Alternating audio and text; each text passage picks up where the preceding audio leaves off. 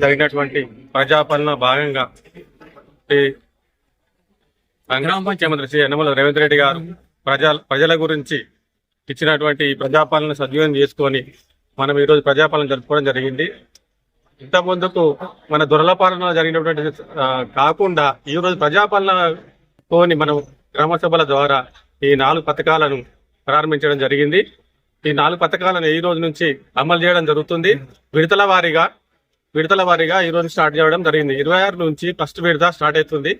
26 తర్వాత సెకండ్ విడత మళ్ళీ స్టార్ట్ అవుతుంది. అట్లే 4 విడతలు 5 విడతలు జరుగుతూనే ఉంటుంది. ఈ ప్రోగ్రామ్ అనేది కంటిన్యూగా జరుగుతూనే ఉంటుంది. ఇది ఇప్పుడు ఈ బందే విషయం కాదు.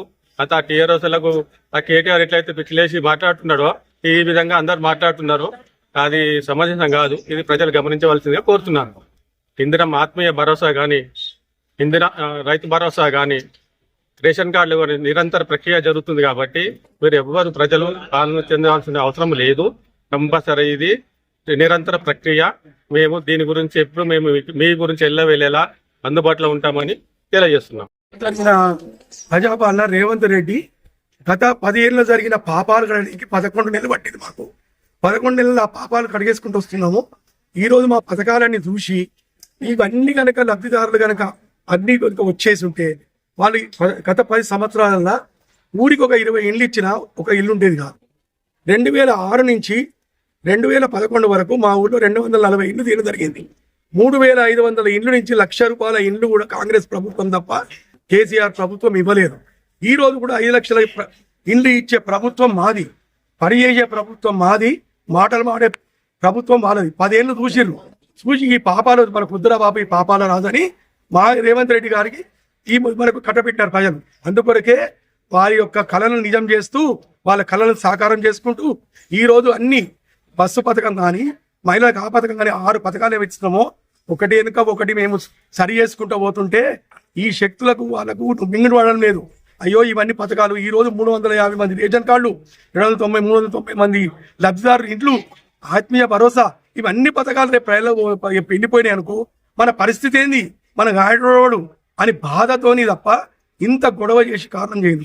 అయినా కానీ అధికారులు మొక్కవోని దీక్షతో ఓపికతో అందరి సమస్యలని అన్ని సంపూర్ణంగా చేసి ఎంత వాళ్ళు అల్లరి చేసినా వాళ్ళందరినీ పట్టించుకోకుండా అధికారులకు కూడా నేను మంచిగా పేరు నమస్కారం చెప్తున్నాను. వాళ్ళు కూడా ప్రజాపాలన గురించి మన గవర్నమెంట్ ఎంత చిత్తశుద్ధితో పనిచేస్తుందో వాళ్ళు అధికారులు కూడా అంత చిత్తశుద్ధితో పనిచేసారు. వాళ్ళ ఓపిక మెచ్చుకోవాలి. ఎంత వాళ్ళు సభను భగ్నం చేద్దాం అనుకున్నా వాళ్ళు ఓపికగా చేసి ప్రతి లబ్ధిదారుని లిస్టు తీసుకున్నారు, ఇంకా రాని వారిని లిస్టు తీసుకున్నారు. ఏ లిస్ట్ అయినా ప్రతి లబ్ధిదారుడు ఒక్కరికి కూడా మేము న్యాయం చేయకుండా ఉండము. ఇది వరకు కూడా 250 ఏళ్ళు కట్టే చరిత్ర 2000 మాది, 2 ఇండ్లు కట్టిన చరిత్ర వాళ్ళది. వాళ్ళ గురించి మేము మాట్లాడడం కూడా ఆ ఒక్క నిమిషం కూడా వేస్ట్.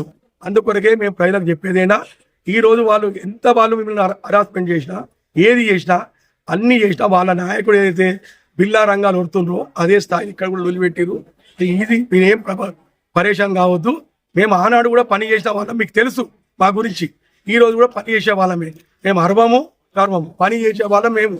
మా రేవంత్ రెడ్డి గారు మొక్కవోని దీక్షతోని 11 నెలల పాపాలను అడుగుతుండు. దానికి మేము సైనికులు లెక్క శ్రమించి మేము కూడా మా స్థాయిలో కూడా ఈ గ్రామాలను చేస్తున్నాం సేవ, ఇంకో చేస్తూనే ఉంటాం. సైనికులాగా పోరాడతాం. మేము ఆ పాపాలను కడిగేసి అందరికీ 10 ఏళ్ళలో జరిగినవన్నీ చెరిపేసి అందరికీ 350 రేషన్ కార్డులు ఎందుకు ఉన్నాయి? 2014 తర్వాత పుట్టిన 10 ఏళ్ళ పిల్లగాడు ఇండియా ఎవరికి రేషన్ కార్డు లేదు. 2014 నుంచి మండలంలో ఒక్క డబుల్ బెడ్రూమ్ ఇల్లు లేదు. అల్లుడు ఏడమంటాడు, కొడుకు ఏడమంటాడు. 10 ఏళ్ళ నుంచి అల్లుడు రాలేదా, పిల్లలు పుట్టలేదా? మరి వాళ్ళందరూ ఎడబడుకున్నారు.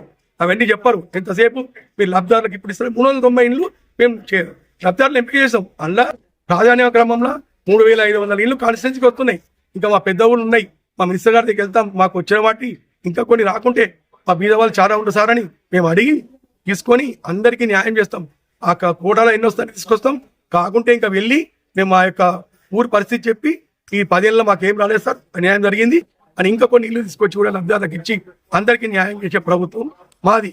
అది ఓర్చుకోలేక రేపు రాబోయే ఎలక్షన్ల మా పరిస్థితి భయానికి ఈ విధంగా వాళ్ళు ప్రతి గ్రామ సభలో అంతటా వాళ్ళ యొక్క నాయకుని ఆదేశాలతో చేస్తున్నారు తప్ప ఇంకొకటి కాదు.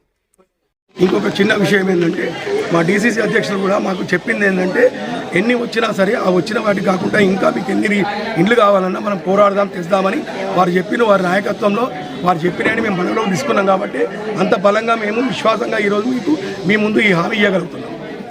ఈరోజు చేసిన పథకాల అమల్లో ముఖ్యమంత్రి రేవంత్ రెడ్డి గారు చేసిన 6 గ్యారంటీలలో 4 గ్యారంటీలు అమలు చేసిరు.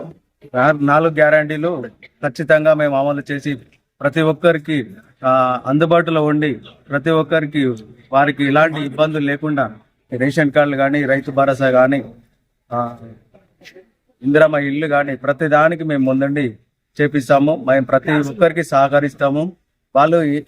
వాళ్ళు 10 సంవత్సరాలు ప్రజాపాలన 10 సంవత్సరాలు అధికారంలో ఉండి కూడా ఒక రేషన్ కార్డు ఒక ఇల్లు కూడా ఇయ్యని దుర్మార్గమైన ప్రభుత్వం అది. వాళ్ళు ఇష్టం ఉన్నట్టు మాట్లాడుతుర్రు.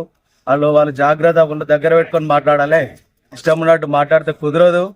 ఎవరైనా ప్రజలకు పని చేసి ముందు ఉండి ప్రజలను మెప్పించుకునే విధంగా ఉండాలి, కానీ ఏమి చేయకుండానే అదొకటి ఇదొకటి ఇష్టం ఉన్నట్టు మాట్లాడకూడదు.